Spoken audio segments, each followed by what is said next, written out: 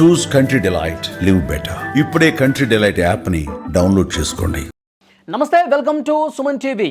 YouTuber Nanvesh route మార్చాడు. దేవతామూర్తుల్ని దూషించిన వ్యవహారానికి సంబంధించి క్షమాపణ ఒక పక్క చెబుతూనే ఇక నుంచి నా పోరాటం కాషాయ బట్టలు వేసుకుని దేశాన్ని ఎవరైతే దోచేస్తున్నారో వాళ్ళ పని పడతానంటూ వీడియోల మీద వీడియోలు రిలీజ్ చేస్తున్నాడు. దేశం సర్వనాశనం అయిపోతుంది ఈ స్వామీజీలతో, కాషాయం బట్టలు ధరించిన వాళ్ళతో వాళ్ళ పని చెప్తా అన్నట్టుగా మాట్లాడుతున్నాడు. దీని మీద బీజేపీ నాయకులు చాలామంది రెస్పాండ్ అవుతూ ఉన్నారు, తీవ్ర ఆగ్రహం వ్యక్తం చేస్తూ ఉన్నారు. ప్రస్తుతం ఇదే అంశం గురించి మాట్లాడటానికి లైవ్లో జాయిన్ అయ్యారు ఆంధ్రప్రదేశ్ బీజేపీ అధికార ప్రతినిధి కృష్ణకాంత్ గారు. మాట్లాడదాం. కృష్ణకాంత్ గారు నమస్తే అండి. నమస్తే వలి గారు. యూట్యూబర్ అన్వేష్, మీరు కూడా వినుంటారు, బత్తాయిలతోనే కొడతా అని చెప్పి తనదైన శైలిలో మీలాంటి వాళ్ళకి కౌంటర్ ఇచ్చే ప్రయత్నం కూడా చేశారు. ఏం చెప్తారు?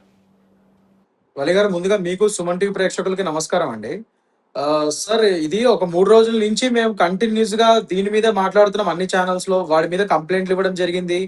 అండ్ ఇవాళ రోజు పంజాగుట్ట పోలీస్ స్టేషన్, వాళ్ళు ఆల్ థ్యాంక్స్ టు దెమ్, వాళ్ళు ఇమీడియట్ గా ఫస్ట్ టు రియాక్ట్, వాళ్ళు ఇమీడియట్ గా వాడి మీద ప్రాథమిక దర్యాప్తు మొదలు పెట్టారు. ఇన్స్టాగ్రామ్ ఛానల్ కి కూడా వాడి యొక్క ఇన్స్టాగ్రామ్ ఐడి అవన్నీ అడుగుతూ లెటర్స్ రాశారు. అందరూ వాళ్ళ పని వాళ్ళు స్టార్ట్ చేశారు.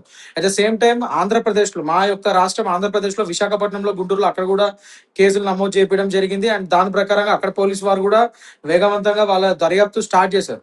సో అన్ని విధాలుగా మేము ఇప్పుడు ఎఫ్ఐఆర్లు నమోదు చేపించి ఒక ప్రెషర్ బిల్డ్ చేసే ప్రక్రియలు ఉన్నాం సార్.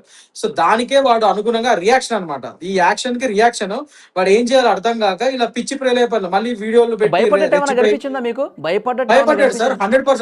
100% భయపడ్డాడు. కాబట్టే వాడు ఆ వీడియో చూడటం జరిగింది. ఇందాక మిత్రులు మీలాంటి వాళ్ళు పంపించడం జరిగింది, చూసాను నేను.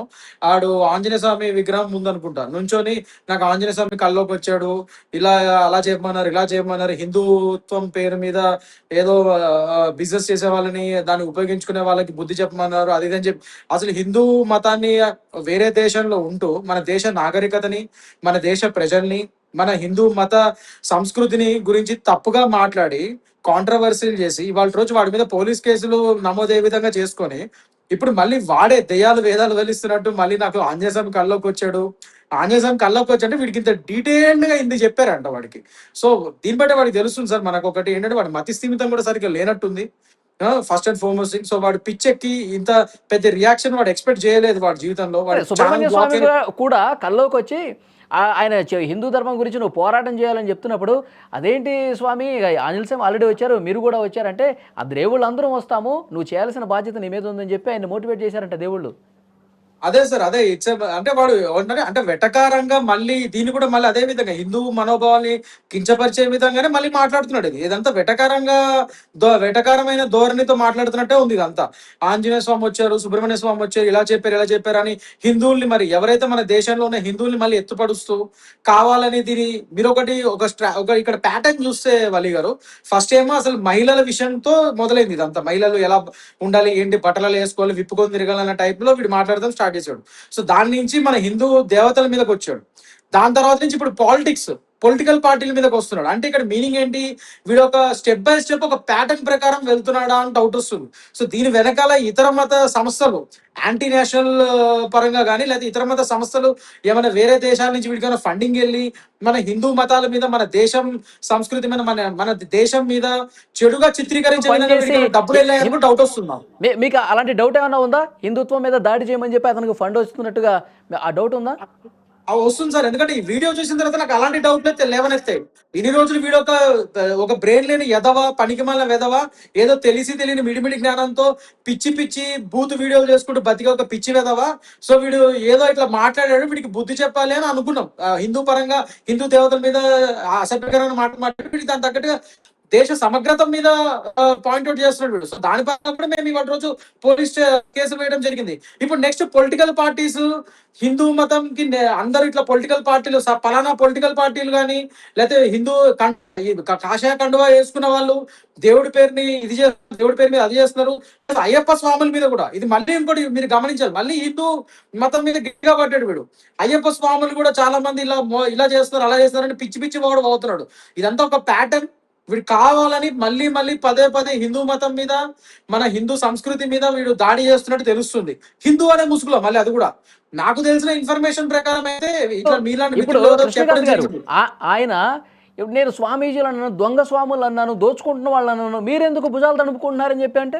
సార్ ఒకటి సార్, అసలు వాడు దొంగ స్వాముల మీద ఆ వాళ్ళ మీద వీళ్ళ మీద మాట్లాడుతాను, మీరెందుకు భుజాలు తడుముకుంటున్నారు? వాడు మాట్లాడేది మన హిందూ సంస్కృతి మీద, మన భారతదేశం మీద. దేశం అంటేనే హిందూస్థాన్ ఇది. సో హిందువుల మీద మాట్లాడుతూ మాకెందుకంటే ఎలా సార్? అండ్ ముఖ్యంగా ఇంకొస్తున్నాను, ఇదే ఎవడైతే హిందూ అని పైనకు మాత్రం హిందూ అని చెప్పి ముసుగులో, వీడు లోపల మాత్రం వీడు అన్య మతస్థుడు అని చెప్పి మా స్ట్రాంగ్ డౌట్. ఎందుకంటే మీలాంటి మిత్రులు ఎవరో నాకు ఇచ్చిన ఇన్ఫర్మేషన్ వీడు ఒక మిషనరీ స్కూల్లో చదివాడు. వలీ గారు నాకు వచ్చిన ఇన్ఫర్మేషన్ ప్రకారం, అంటే మీలాంటి మిత్రులే నాకు చెప్పడం జరిగింది, వాడు చిన్నప్పుడే మిషనరీ స్కూల్స్ లో చదివాడు, వీడు మతం మార్చుకున్నాడు అని ఇన్ఫర్మేషన్ కూడా వస్తుంది. అది ఒకవేళ నిజం అంటే సబ్జెక్ట్ వెరిఫికేషన్, అది ఒకవేళ అది మాత్రం నిజమైతే మాత్రం ఖచ్చితంగా మా అనుమానం నిజమే.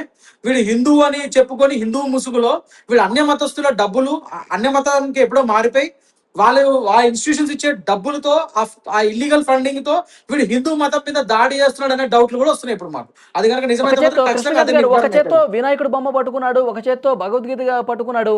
నేను సీతమ్మని ఎందుకంటాను, నేను హిందూ దేవతలను ఎందుకంటాను, నేను నాశనం అయిపోతాను కదా అట్లా అంటే? చూడండి, నేను హిందువుని, నన్ను కావాల్చుకుని క్రైస్తవుడుగా వేరే మతస్థుడిగా చిత్రీకరించే కుట్ర చేస్తున్నారు నా మీద. ఎందుకంటే బెట్టింగ్లు గురించి నేను పోరాటం చేశాను కాబట్టి, వాళ్ళకి ఫుడ్ లేకుండా చేశాను కాబట్టి వాళ్ళు నా మీద ఈ విధంగా కుట్ర చేస్తున్నారని మాట్లాడుతున్నాడు ఆయన.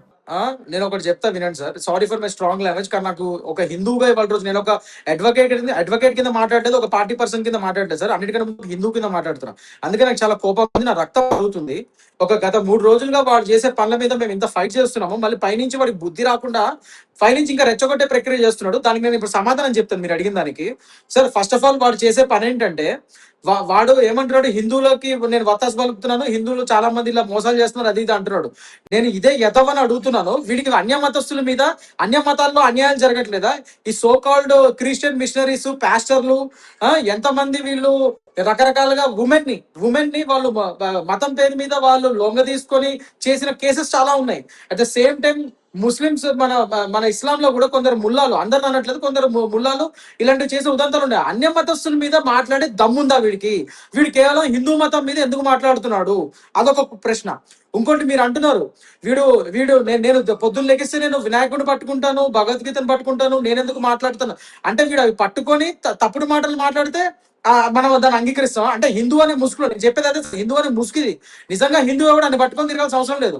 వీడు హిందూ కాదేమో, అందుకనే ఇవన్నీ నేను హిందువునని పదే హిందూ అనే ముసుగులో ఇలాంటివి పట్టుకొని ప్రపంచానికి అలా చూపించుకుంటూ మళ్ళీ హిందువుల మీద అగేన్స్ట్ గా మాట్లాడుతున్నాడు. అదే తెలుస్తుంది ఇక్కడ.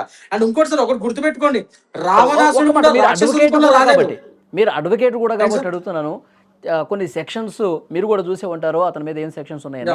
అతను మళ్ళీ ఈ విధంగా మాట్లాడుతున్నాడంటే, రాష్ట్ర వ్యాప్తంగా కేసులు నమోదైనా సరే ఇంకా మాట్లాడుతున్నాడంటే, నేను విదేశాల్లో ఉన్నాను, నన్ను కనీసం టచ్ కూడా చేయలేరు అన్న ఒక ధైర్యమా?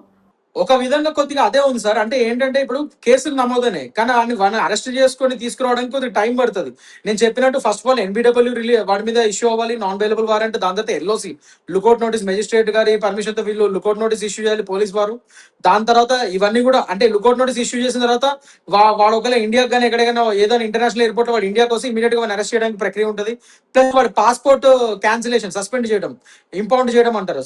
పాస్పోర్ట్ యాక్ట్ సెక్షన్ 10 ప్రకారం పాస్పోర్ట్ సస్పెండ్ చేస్తే అతను ఇంకా ఎక్కడ తిరగలేని పరిస్థితి ఉంటుంది, మన దేశానికి అప్పగించే అవకాశం ఉంటుంది కదా. ఇప్పుడు మీదే ఉంది, మీదే ప్రభుత్వం ఉంది, గట్టిగా చర్యలు తీసుకోవచ్చు కదా మీరు నిజంగా అనుకుంటే. 100% సార్, అదే పనిలో ఉన్నాం మేము. అంటే పాస్పోర్ట్ ఇంపౌండ్ చేయడానికి కూడా మా ప్రభుత్వం ఉంటే డైరెక్ట్ చేయడానికి ఉండదు sir. Procedure of law follow అవ్వాలి. మనది ఒక డెమోక్రటిక్ కంట్రీ, ఎందుకంటే మనం డెమోక్రసీ ఫాలో అవ్వాలి. ఇక్కడ మెజిస్ట్రేట్ గారి పర్మిషన్ లేదే మనం డైరెక్ట్ గా పాస్పోర్ట్ అథారిటీ వాళ్ళకి చెప్పడానికి లేదు. మీరు అనుకోవాలంటే లేదు సార్, అలా ఉండదు. మెజిస్ట్రేట్ గారే ఇప్పుడు పర్మిషన్ ఇస్తే, మనకి కోర్ట్ ఆర్డర్ ఇస్తే దాని పరంగానే ఇప్పుడు అడగాలి పోలీస్ వారి తరఫున గవర్నమెంట్ లీడర్ గారు అడిగితే ఆ పాస్పోర్ట్ ఇంపౌండ్ చేయమని అప్పుడు మెజిస్ట్రేట్ గారు ఆర్డర్ ఇస్తే, ఆర్డర్ తీసుకెళ్లి పాస్పోర్ట్ ఆఫీస్ లో మనం సబ్మిట్ చేస్తే అప్పుడు దాని పరంగా చర్యలు అయితే సార్. దాని పరంగా కూడా మేము చేస్తున్నాం.